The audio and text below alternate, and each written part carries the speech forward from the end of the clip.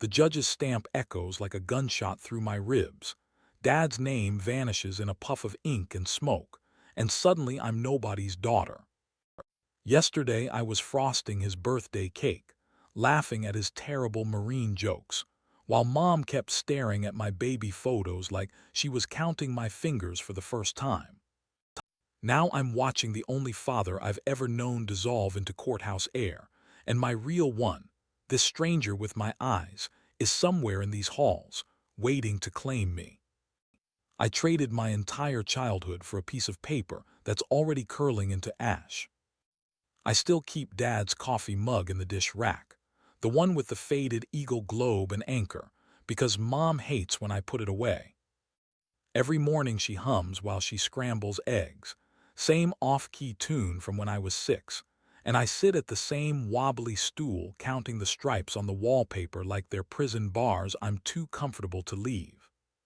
Sometimes I catch myself lining my sneakers under the couch exactly the way he taught me, left foot first, right foot tucked, like the house is a barracks and he might still inspect.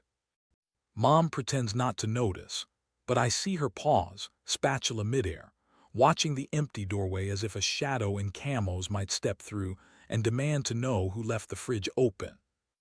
Last night I found his old sweatshirt folded on my pillow, sleeves crossed like a salute, and I wore it to bed even though it smells more like my laundry soap than his aftershave now.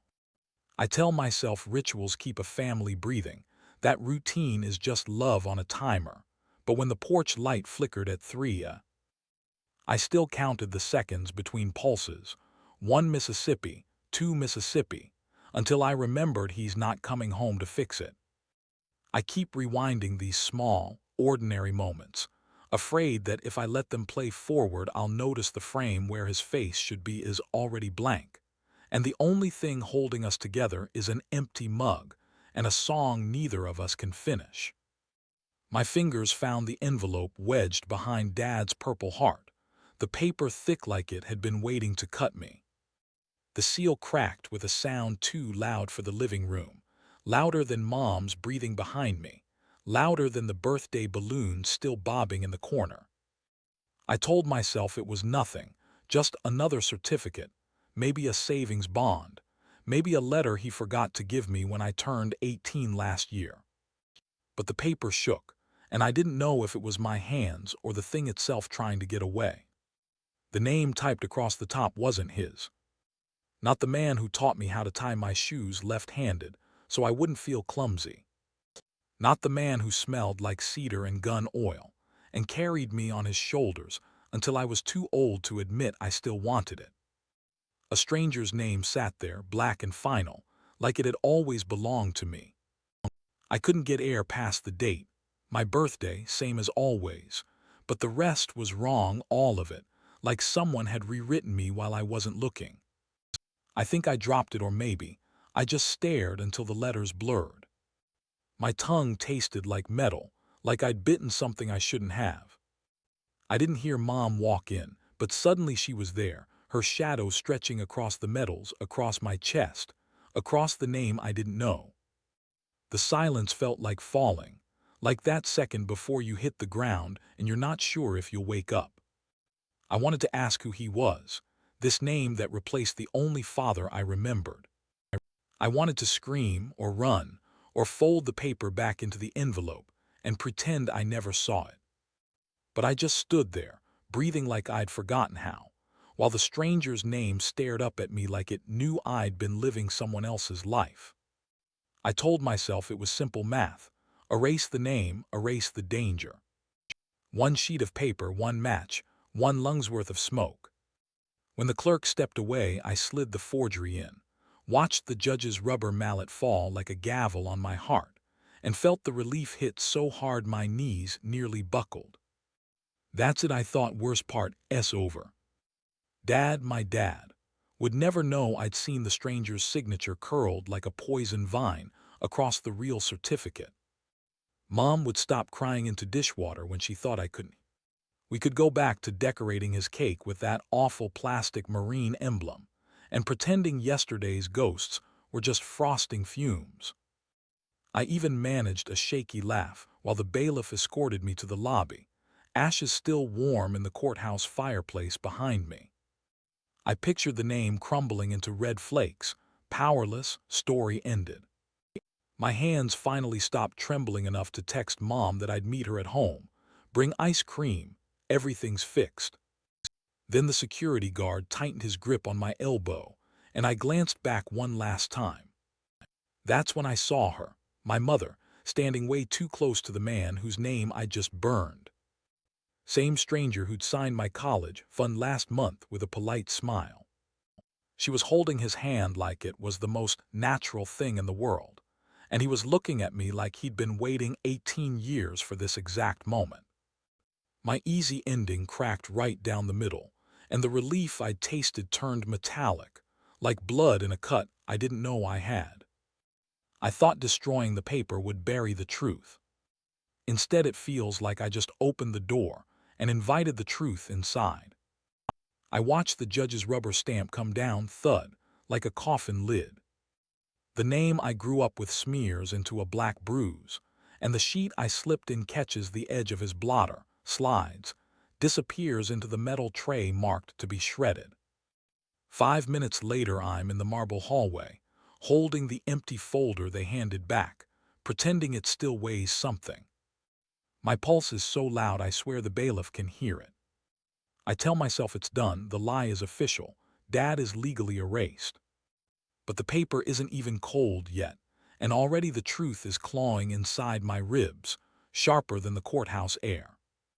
Yesterday, we strung crepe paper across the living room for his 50th. He kept making jokes about getting old, flexing like the kid in those yellowed boot camp photos, and Mom laughed too hard, the brittle kind that breaks if you squeeze. Every time she glanced at the baby album, her face drained, like she was watching a car skid on ice. I figured she felt time slipping. I didn't know she was seeing a ghost drive. This morning I found the envelope taped behind his metal case, the one labeled for your 18th birthday in her tidy panic letters. Inside, another birth certificate sealed in plastic, crisp as new money. Father's name, not Dad, not even close a stranger with my eyebrows. I stood there holding my own beginning like it was radioactive. I drove straight to her office, waved the sheet like evidence of murder. She folded so fast, I thought her bones had melted. Words came out sideways: abuse, protection, witness relocation, light. She said Dad, my real one, the one blowing out candles, rescued us, swapped names, became the wall that kept the monster outside. She said the monster stopped hunting years ago, but paperwork keeps sleeping girls safe. She begged me to leave the past in its cage, so I did the opposite. I forged, I filed, I lit a match in the courthouse fireplace, watched the only copy of the stranger's claim curl into orange lace. I thought fire would cauterize the wound. Instead, it feels like I burned the only door keeping the night out. Security clamps my elbows, hauls me past the clerk who's already dialing. Beside her, the man whose name I turned to ash, the same one who signed my college fund last month with a wink and a no-strings kid. Their fingers are braided like they've done this before my legs forget how to bend. Tell, hide, run, scream. Every option tastes of gunmetal. The alarm keeps shrieking, and I can't tell if it's the building or just me. I'm still on the carpet, palms stinging where the guard pushed me down. Smoke from the fireplace drifts over and curls into my throat, tasting like every lie I've ever been fed. I keep checking my wrist anyway, like the thump might spell out instructions. Run, stay, breathe, vanish. Mom's eyes find mine through the glass, not sorry, not angry, just waiting. Like she's been holding this moment in her mouth for 18 years, and finally gets to swallow. The man beside her, my college fairy godfather, my ghost, lifts her hand and kisses the knuckles. Casual practice, my stomach folds in half. I try to stand, but the alarm is still screaming, and my knees answer with static. All I can think is, yesterday we hung balloons. I tied Semper Fi ribbons around his cake, while he told boot camp stories I've heard since I was 4. He ruffled my hair and said, "Proud of you, kiddo." And I believed him the way you believe gravity.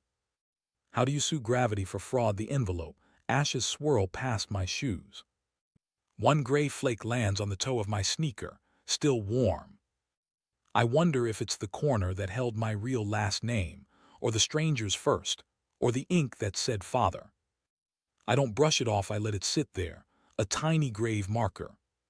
Security radios crackle about cops, about reports, about me.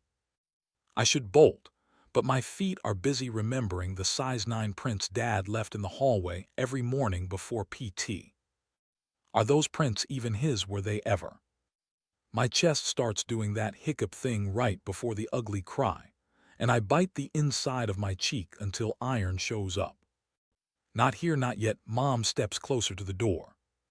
The man mirrors her, protective, familiar. My lungs shrink. I realize I don't know what I'm more afraid of, that she'll speak, or that she won't have to. If he's not my father, why does losing him feel like orphaning myself twice?